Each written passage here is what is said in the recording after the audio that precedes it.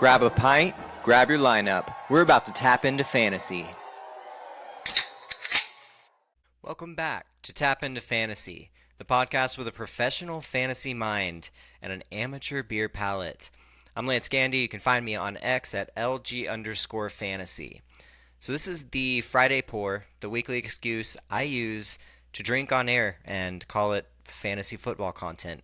Today I am going to crack open a Samuel Smith's organic chocolate stout for the first time. So I have no idea if this is going to be liquid dessert or if I just paid good money for a bottled milk dud. While I figure that out, we'll break down two players at each position who can carry your lineup and two who might leave you staring at your bench in regret. So let's drink, make picks, and accept that both could ruin our weekend. But first, we need to make an offering to the fantasy gods. May the best drafts of your past be the worst of your future. Let's tap in. Okay, like I said, I'll be trying the Samuel Smith's organic chocolate stout. Apparently this is brewed with well water from the original well that was made in 1758. I don't know, for some reason that sounds dangerous, like I should get a tetanus shot after drinking this. One of the English hop varieties they use is called Fuggles, and I have never wanted to name a dog something more than Fuggles. That is wonderful. But before I find out if this chocolate stout tickles my fancy, let's see what the Untapped sages have to say. These are real reviews from people who can write 3 paragraphs about a beer and somehow never mention whether they actually liked it. Overthought, overdramatic, and completely unnecessary. Welcome to the scrolls of the booze realm.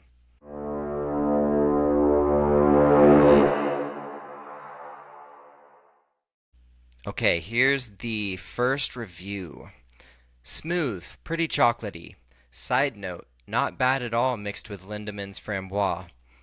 So there's nothing at all funny about that review. Here's the hilarious part though.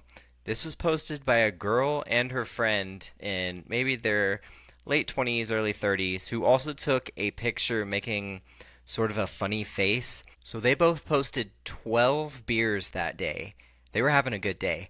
And in every single one of those posts, there were at least 5 guys who were thirsty for more than beer, sneaking into their Untapped DMs like it's a happy hour pickup line contest.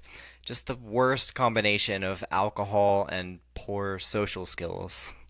Okay, well, I'll give you another gem of a review later on in the episode that you shouldn't miss. Like what you hear so far?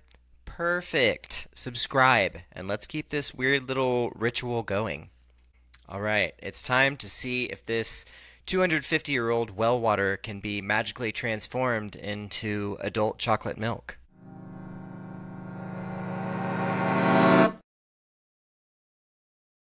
It is opening draft time, the segment where I interrogate beers like they just walked into a room knowing all my secrets. Today's suspect is Samuel Smith's organic chocolate stout, a pint so dark it looks like it swallowed a small sun, and a dessert menu whole. I have no idea if it's about to melt my brain with brilliance or taste like Hershey's fermented some chocolate and tried to call it beer.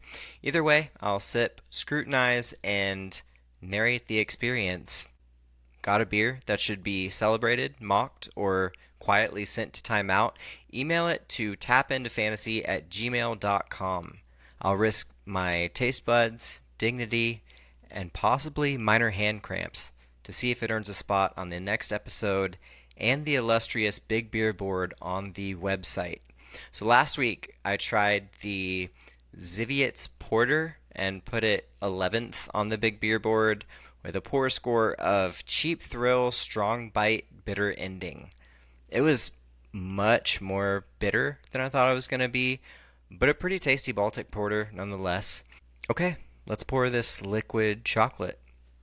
Today I have my Festival of Darkness chalice from Tupp's Brewery in McKinney, Texas to pour into.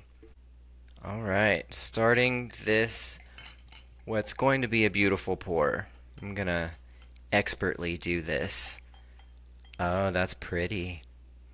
All right, we got about a finger length of head on there. Yeah, so bottoms up. Whoa. Okay, yeah, they really undersold the chocolate on this one. So it just casually says chocolate in small letters on the front, but it literally is adult chocolate milk. Like, I wasn't joking when I said that before. So a couple episodes ago, I tried the super sweet Kronenberg 1664 Blanc, and I called that like artificial citrus sugar nonsense. But this one just tastes like dessert. Like, I think you could literally pour this on some ice cream and call it a sundae. All right. I will keep sipping on this chocolate milk and I'll give my final pour score at the end. Now, let's talk about the players I'm hyping up and fading for the week 3 slate. I'm going to be giving you 2 players that should boom and 2 players that should bust for every position, and one for tight end for the Sunday and Monday games. So you can find my full rankings every week on tapintofantasy.com. I have week 3 rankings up in all scoring types, as well as defense, kickers, everything you could dream of. Also, a little bit of housekeeping. So I am rolling things back to 1 episode a week, coming out every Thursday. There's not going to be any less content. It's just going to be packed into 1 episode every week with a full beer review. So you can expect that going forward starting next week. All right, let's kick it off at quarterback. I called out Drake May last week as a boom, and would you look at that? He was QB3 on the week. Naturally, I'm going back to the well with my guy Drake against Pittsburgh this week. Fun fact, the only teams with a worse EPA against the pass than the Steelers are the Dolphins, Patriots, Bears, and Cowboys. Not exactly a list you want to RSVP to. Check out this graphic by @Ben B. Baldwin. It shows the average EPA and PFF grade for every starting QB in 2025. So the top 3 are Dak Prescott, Lamar Jackson, and Josh Allen. Drake May sneaks in at 10th, and honestly, he just keeps getting better. Like, side note, the bottom 3 are Tua, JJ McCarthy, and Bo Nix. So yeah, that's rough and that tracks. They might need a motivational poster and a hug right now. But back to May. He had 10 rushes for 31 yards and a score against the Dolphins in week 2. Like, do you remember what Justin Fields did to that Steelers defense in week 1? Let me remind you. He had 218 passing yards and a score, along with 48 rushing yards and 2 touchdowns, for a whopping 29.5 points. If the Steelers can actually do something on offense, May could put up very similar numbers. It feels like it's 2017 again, because my other boom QB is Carson Wentz. It's a small boom. I'm not saying a big boom. So don't hear what I'm not saying. I'm not telling you to bench your top 12 guy for him or roll him out in a 1 QB league unless you're desperate. But in 2 QB formats this week, I think he's worth a look. Yes, last year he came in for the Chiefs. In week 18, he promptly threw up all over himself. To be fair, he was tossing passes to guys who might as well have been pulled out of the Arrowhead parking lot, and it was against the Denver defense. Like, Andy Reid just fed him to the wolves and said, "Good luck, big guy." So the year before that, he played week 18 for the Rams and at least had Puka Nacua and a few actual receivers to work with. He ran the ball 17 times and finished as the QB2 on the week, which sounds fake, but it did actually happen. Now he gets a Viking squad with Justin Jefferson and TJ Hawkinson against a Bengals defense that, I mean, sure is better than last year, but still screams below average. And this is not some meaningless Week 18 charity start. Minnesota actually needs this game to keep pace in the division. Kevin O'Connell is going to scheme his ass off, and Wentz could stumble his way into a surprisingly efficient game. Just don't expect me to say he's back. We've all been burned by that headline before. Let's move to the week 3 pumpkins. First up, Trevor Lawrence. So Brian Thomas Jr. looks like he's allergic to contact right now, and they can't decide whether to let Travis Hunter play offense or defense. So when targeting BTJ, Lawrence has an 18.3 passer rating so far. It's at 32.4 when targeting Hunter. That's really bad. Really bad. So, sure, I mean, he managed to put up points last week against a bad Bengals defense. It's just the same old story. It's accuracy issues. Like, check out this graphic from at RyanJ_Heath. It plots adjusted net yards per attempt against high accuracy throw rate. Trevor Lawrence is sitting right on top of Tua Tagovailoa, which means below average in both areas. It's not exactly the company you want to keep if you're trying to prove you're a franchise guy. So now he faces Houston, a team with just a nasty pass rush and one of the best corners in football who can bottle up BTJ for another week. On top of that, Houston scored the fewest points in the league, and they run at a glacial 51.5 plays per game compared to the league average of like 62 to 63. Part of that is because they struggle to sustain drives, but part of it is just by design. Like, they play slow. That means fewer opportunities for Jacksonville to run plays, which sets Lawrence up for a pumpkin performance. Basically, expect him to turn back into Cinderella's carriage after midnight, minus the magic. Alright, one more bust QB for the week, Bo Nix. So he was flat out atrocious in week 1 against a Tennessee defense that isn't exactly terrifying, putting up a 23.5 QBR. He looked a lot better in week 2 against an average Colts defense, but now it's a whole different ball game against the Chargers. So here's the rundown of EPA per play against the pass for his opponents so far. Titans were 14th, Colts were 7th, and the Chargers are tied for 3rd. Last week, the Chargers made Geno Smith look like straight booty. So the Chargers did lose Poona Ford in free agency, and last year he was their run-stuffing king.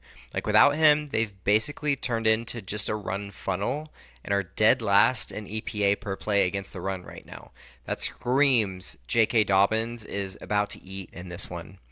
Meanwhile, check out this PFF graphic of the highest-rated passers this year. And at the very bottom, you'll find Bo Nix, not near the bottom, literally dead last. Like, he might chip in a few fantasy points with his legs, but if you're starting them this week, your lineup is looking scarier than a Thursday night Panthers game. And my hands up because I am starting him in my home league. Pray for me. This episode is powered by Dubby Energy. It's my go-to for a clean boost with zero crash and zero jitters, whether I'm grinding out drafts or just need that mid-afternoon push. No junk, no guilt, just focus. Hit the link in the description and use promo code TAPINTOFANTASY for 10% off.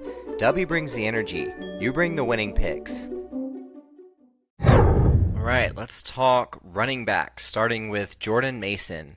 The Jaguars scorched the Bengals last week for 5.1 yards per rush. The Vikings didn't run the ball very well last week, but the Falcons' defense looks like the most improved in the league so far, and they weren't scared of J.J. McCarthy beating them deep.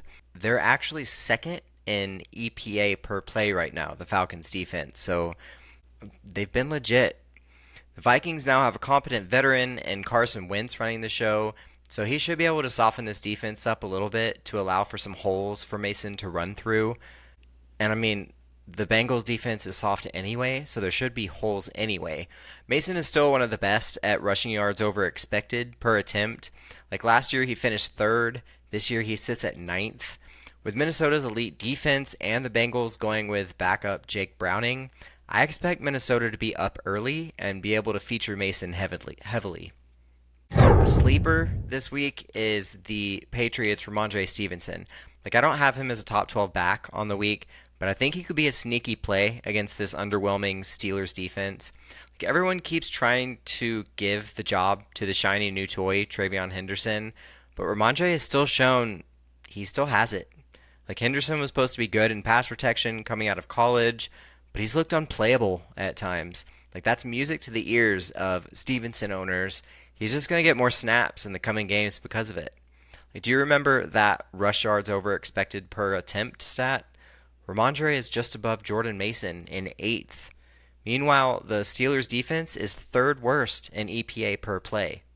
Like, they're just not a physical defense this year, which is literally what you think of when you think Steelers. Like, Breece Hall, Justin Fields, and Kenneth Walker have taken them for a ride so far this year. Expect the same for Ramondre. Okay, it is time for the running back bottom feeders of week 3. Chase Brown has been disappointing, to put it mildly, this year. Like, check out this graphic from Establish the Run. It shows that Chase Brown has the best running back touch share in the whole league at 96% of all touches in the backfield. Despite that, he's currently the RB23 in half PPR and averaging 2.4 yards per attempt. Like, this offensive line isn't giving him anything. And as I stated on the Tuesday show, Chase Brown has been bad in yards before contact, which is an offensive line stat slash running back vision, at 1.8 yards per attempt. And in yards after contact, which is solely running back, at 0.7 per attempt. It doesn't matter if you get 150% of the touches if you have 2.4 yards per carry. Like, it could be excused, I guess, when he played the very good Browns defense in week 1, but then he laid another egg week 2 against the Jaguars. This team can't run the ball, and they're going to go up against an elite Vikings D. It's not a good recipe for success. I'd stay away from him this week if you can. Okay. I might cry talking about this, but we have to have the talk about Omari and Hampton. Josh Norris from the Underdog Fantasy Podcast pointed out that Hampton reminds him of Latavius Murray, and although that makes me nauseous, I mean, he definitely has a point. Hampton is quickly losing snaps and touches to Najee Harris because he just hasn't been effective. Like, him and Ashton Genty are 2 of the 4 lowest in rushing yards over expected per attempt so far. Najee averaged 0.2 yards less before contact, but has still averaged more yards total because he's broken more tackles. The Chargers haven't blocked very well, and they know it, which is why they have the highest neutral pass rate in the league by far. Greg Roman has also always been anti-running back targets. Hampton only has 4 on the year. This is quickly turning into a 50-50 split backfield with just not enough touches to go around. Like, he may work his way into a valuable role later on in the season, but he needs to be on your bench right now. Okay, if you're still here, please leave the pod a review. Reviews help the podcast grow. Think of it like fertilizer, except it smells slightly less weird. Alright, it's time to dive back into the Scrolls of the Booze Realm with another Untapped review. So this review is translated from Danish and simply says, tastes fine. Not exactly Hemingway, short and sweet. The real kicker is the photo. This dude isn't sipping the beer. He's deep-throating the entire pint bottle. It's not a regular 16-ounce bottle. It's a pint bottle he's deep-throating like he's auditioning for a very different kind of brewery. Like, I don't know whether to be impressed at the commitment or deeply concerned for his dental health, among other things. Like, sir, we asked for tasting notes, not a Cirque du Soleil routine. Untapped was built for beer reviews, not for you to show us what your tonsils can bench press. They have some strange traditions in Denmark that I don't think I want to be a part of. Okay, let's forge ahead to wide receivers I like betting on for week 3. Rome Odunze is quietly 12th in percentage of team targets at 29.9%. Like, he has more red zone targets than the rest of the team combined, has almost doubled the air yards of DJ Moore, and has played 97% of snaps. He's finally getting wide receiver 1 treatment, and that should pay off in a big way against what can barely be called a defense in Dallas. Like, here's a graphic from @JAGibbs_23 that shows how much better he's been in his second year in the league. He's upped his targets per route run 10%, his first downs per route run by 5.8%, and his yards per route run by basically a full yard. Like, this has also come against two top 5 defenses in the Lions and Vikings. He's leveled up this year. You should hop on the train to Rome.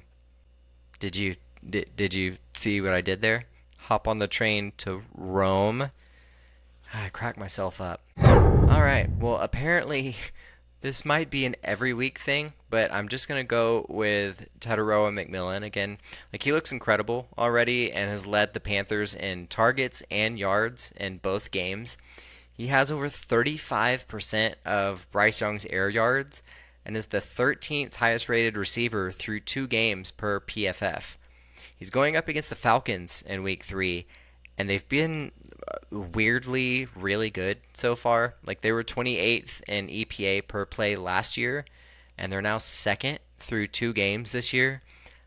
I do think they're better this year, but second is a mirage. They're not going to keep that up.